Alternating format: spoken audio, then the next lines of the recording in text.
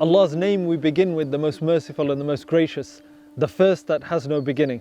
And we're extremely fortunate that we have faith in Allah subhanahu wa ta'ala, and that we're blessed and we're guided through the Prophet sallallahu alaihi wasallam to come to know about Allah subhanahu wa ta'ala. Allah subhanahu wa ta'ala is beyond His creation. He cannot be perceived by eyes and the senses, or heard or touched. But Allah subhanahu wa ta'ala can definitely be experienced within our life. We know when we turn to Allah subhanahu wa ta'ala in times of difficulty and He delivers us from that difficulty. Or when we ask of Allah subhanahu wa ta'ala for a need and Allah subhanahu wa ta'ala blesses us with it. And we know Allah subhanahu wa ta'ala through His Quran and through the Prophet Muhammad sallallahu alayhi wasallam. What we'd like to talk about is how we nurture a relationship with Allah subhanahu wa ta'ala.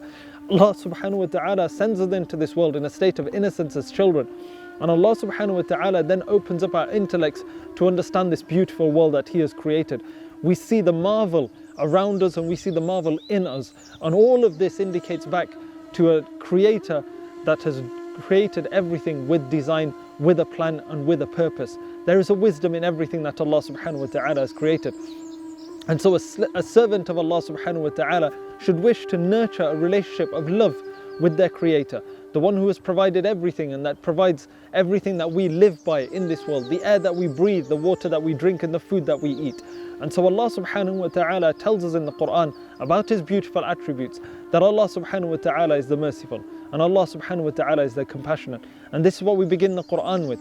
And Allah subhanahu wa ta'ala tells us about how He sees everything and how Allah subhanahu wa ta'ala knows everything. And one of the most beautiful points that we hear in the Quran is where Allah subhanahu wa ta'ala tells us that He is closer to us than our own jugular vein.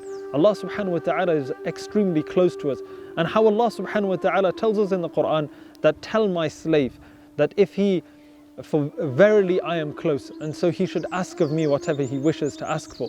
And so when we are traversing through this world and we're living our daily lives, as a Muslim, our life is foundationally pegged in the connection with Allah subhanahu wa ta'ala. How do we do that? Our 5 daily prayers.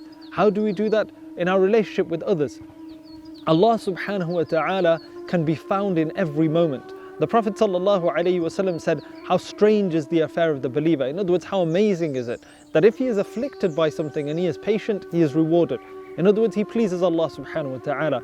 And if he is blessed with something and he is grateful, he is rewarded. In other words, he is pleasing Allah subhanahu wa ta'ala. So the aim of the servant is to see beyond the apparent and see beyond the means and see the creator, the originator of everything, the one who is the ultimate power behind everything.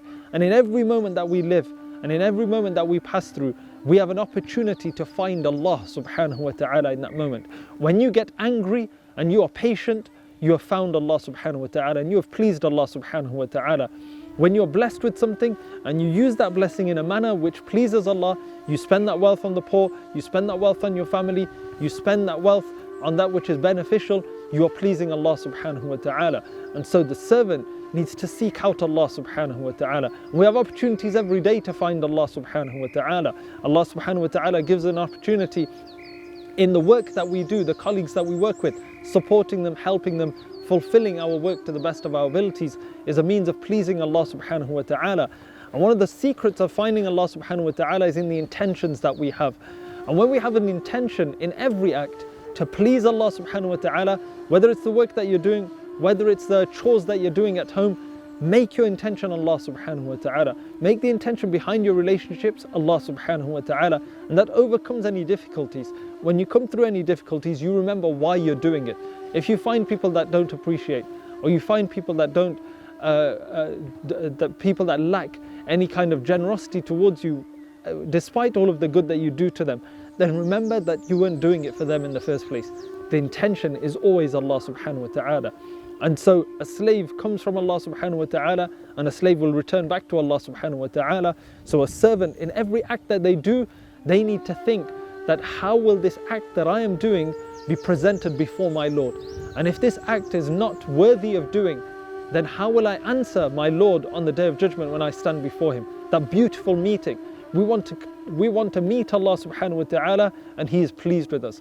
We go with actions that we did for His sake, and He is pleased with those actions. And so we ask Allah subhanahu wa ta'ala to guide us and protect us and allow us to continue on this journey of life by seeking Him and His pleasure in everything that we do. And we send peace and blessings on the one that guided us to Allah subhanahu wa ta'ala, our Master Muhammad sallallahu alayhi wa sallam, and his blessed family and his companions.